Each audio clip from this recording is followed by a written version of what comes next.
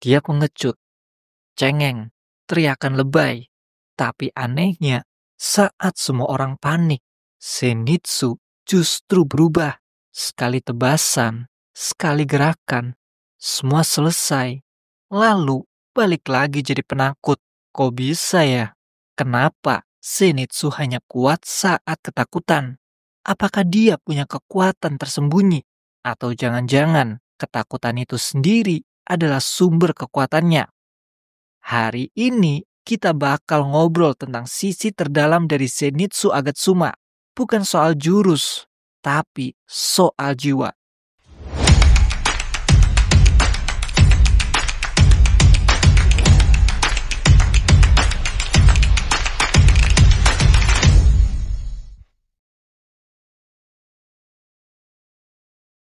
Zenitsu dari Kimetsu no Yaiba selalu digambarkan sebagai karakter yang dramatis. Takut mati, takut setan, takut gelap, takut sendiri. Tapi justru di titik paling takutnya, dia berubah, tertidur, dan menebas iblis dengan presisi mematikan. Orang pikir itu cuma gimmick komedi. Tapi kalau kita lihat dari sisi psikologi, itu bukan lelucon. Itu adalah mekanisme bertahan hidup. Dan yang unik, dia bukan jadi kuat karena dia pemberani. Justru karena dia tahu dia takut. Dalam psikologi, ada yang namanya respon survival, fight, flight, freeze. Tapi ada satu lagi, fawn, saat seseorang mematikan kesadarannya karena tekanan terlalu besar. Zenitsu nggak fight dalam kondisi sadar, dia tumbang secara mental. Tapi tubuhnya tetap bertindak. Ini mirip dengan kondisi yang disebut disosiasi adaptif, saat pikiran memutus sambungan karena trauma atau tekanan ekstrim, tapi tubuh bergerak dengan memori yang sudah terlatih. Dalam kasus Zenitsu, latihan keras dari kakeknya, kebiasaan satu teknik yang diulang terus mengakibatkan tertanamnya kuat di bawah kesadarannya, sehingga ketika kesadarannya off karena takut, tubuhnya bekerja secara otomatis. Zenitsu nggak lahir penakut. Dia dibentuk oleh pengalaman buruk.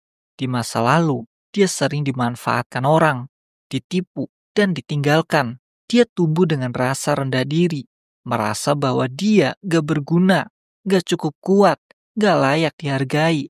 Dan saat seseorang tumbuh dalam tekanan seperti itu, dia jadi sangat sensitif terhadap bahaya.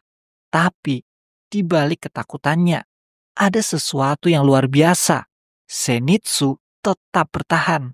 Dia mungkin berteriak, menangis, kabur, tapi dia tetap ikut misi, tetap maju, tetap rela berkorban. Itu bukan kelemahan, itu adalah keberanian orang yang tahu dia takut, tapi tetap memilih bertahan. Saat Zenitsu tertidur dan jurus petirnya keluar, banyak yang bilang, itu bukan Zenitsu yang asli. Tapi justru di situ Zenitsu yang paling jujur muncul. Di saat ego, rasa takut, dan tekanan sosial hilang, tubuh dan tekadnya bicara sendiri. Itu bukan soal kekuatan jurus. Itu tentang tekad yang tertanam dalam tekad untuk melindungi orang lain. Karena Zenitsu selalu takut mati, tapi dia jauh lebih takut kehilangan orang yang dia sayangi. Disitulah dia jadi kuat. Kita hidup di dunia yang mengagungkan keberanian, tapi kadang yang dibutuhkan bukan keberanian tanpa rasa takut, tapi kesediaan untuk tetap maju walau terasa takut. Zenitsu mewakili banyak dari kita yang overthinking sebelum bertindak, yang cemas tapi tetap hadir, yang takut gagal tapi tetap mencoba. Jadi, kalau kamu ngerasa kamu pengecut, mungkin kamu sebenarnya jauh lebih kuat dari yang kamu kira. Karena kekuatan bukan soal tidak takut, tapi soal tetap berdiri meski takut banget. Kalau kamu suka konten kayak gini, yang bukan cuma soal pertarungan, tapi juga soal pertarungan batin, subscribe channel ini. Dan di video berikutnya, kita bakal bahas like Yagami dan obsesi terhadap kekuasaan. Tulis di kolom komentar, pernahkah kamu merasa seperti Zenitsu? Takut, tapi tetap jalan terus. Sampai ketemu di episode selanjutnya. Dan ingat, ketakutan bukan kelemahan. Itu adalah bagian dari keberanian.